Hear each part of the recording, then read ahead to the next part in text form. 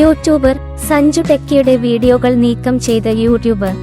Motor വാഹന നിയമലംഘനങ്ങളുള്ള 8 വീഡിയോസാണ് ഇപ്പോൾ നീക്കം ചെയ്തത്. മോട്ടോർ വാഹന വകുപ്പിന്റെ ആവശ്യപ്രകാരമാണ് വീഡിയോകൾ റിമൂവ് ചെയ്തത്. കാറിൽ നീന്തൽക്കുളം ഒരുക്കിയ സഞ്ജുവിന്റെ ഡ്രൈവിംഗ് ലൈസൻസും വണ്ടിയുടെ രജിസ്ട്രേഷനും നേരത്തെ റദ്ദാക്കിയിരുന്നു. ഇതിനു പുറമെയാണിപ്പോൾ വീഡിയോകൾ നീക്കാൻ യൂട്യൂബിന് കത്ത് നൽകിയത്. കൂടുതൽ വീഡിയോസ് ഇനിയും നീക്കം ചെയ്യുമെന്നാണ് അറിവ്. യുവാക്കളെ നിയമലംഘനത്തിന് പ്രേരിപ്പിക്കുകയും തെറ്റായ വഴിയിലേക്ക് നയിക്കുകയും ചെയ്യുന്നത് കൊണ്ടാണ് മോട്ടോർ വാഹന വകുപ്പ് വീഡിയോസ് നീക്കാൻ ആവശ്യപ്പെട്ടത്. ഇതോടൊപ്പം യൂട്യൂബിൽ നിന്ന് സഞ്ജു നേടിയ വരുമാനം തിരിച്ചു പിടിക്കാനുള്ള സാധ്യതയും തേടുമെന്ന് മന്ത്രി ഗണേഷ് കുമാർ പറഞ്ഞു.